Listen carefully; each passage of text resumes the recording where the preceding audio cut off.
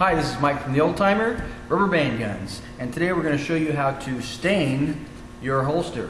We went through all the processes of tooling it and stitching it up and then forming it so that it fits to your gun, and now you're all ready to stain it if you want to go to that level. And so we're going to show you how to do that.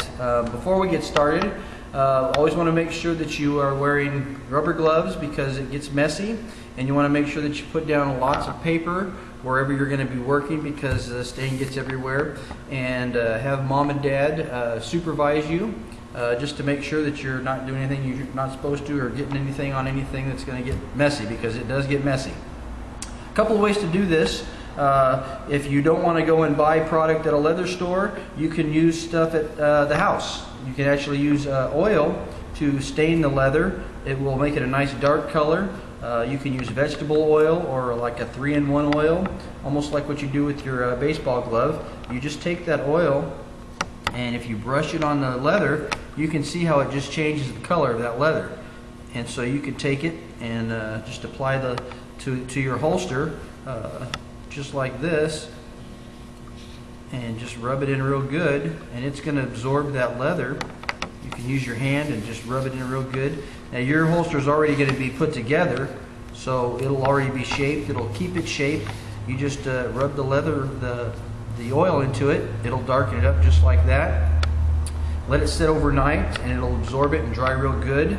What you're going to want to do is see if your parents have some shoe mink oil. It protects the leather. They sell this at any convenience store that sells like shoe polish, that type of thing.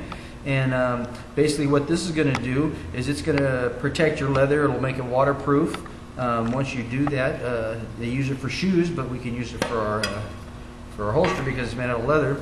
And you're just basically going to dab it a little bit on there. And again, wait till this is dried overnight, but then you're just going to apply it to the top of it like so.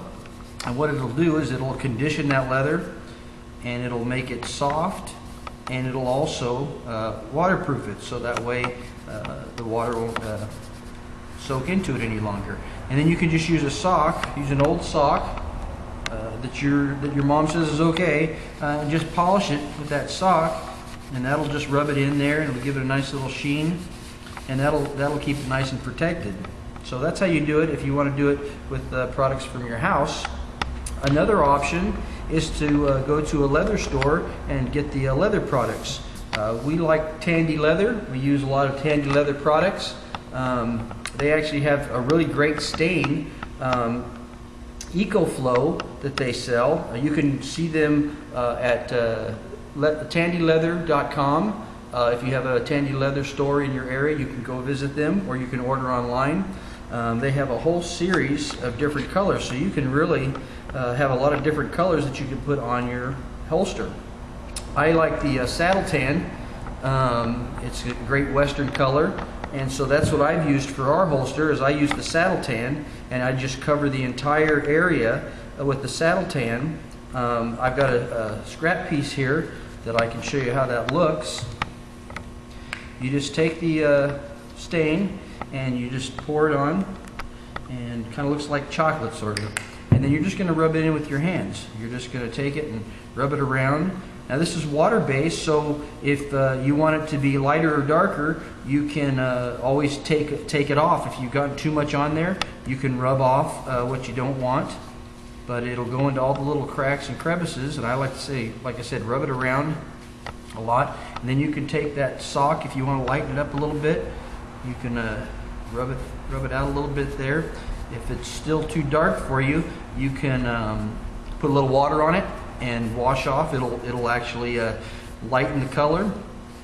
But see how nice that looks with that Saddle Tan on there. It gives it a really great look. And you're going to want to do the same thing. You're going to want to let that dry overnight, and then you're going to want to take the sock the next day and just polish it out and get any excess in there that you don't want in there, because it needs to be nice and dry. And then they also sell a product called Resolene, which is going to waterproof your holster, and it's a liquid, and it just goes on with the same type of applique brush that you're going to take, and you're just going to dip it in there, and you're just going to swab the entire holster, and then you're going to let that dry again. And once that dried, then your finish, your holster will be completely waterproofed and it won't spread anymore. Because if you don't waterproof it and you get water on it, then those colors will run, and we don't want them to run on your clothes or anything like that. Once you put the Resolene on there, then you'll have a finished one that looks like this. You can see how it's got a nice shine to it. You can take that sock or buff it out after you put the Resolene, after it's dried out, and it'll give a nice rugged look, ready for your gun to be in holster and to go out there and start shooting those targets. So we hope you have a great time putting your holster together and doing the staining. And like I said, you can visit tandyleather.com if you have any questions. They have great videos, how-tos on tooling.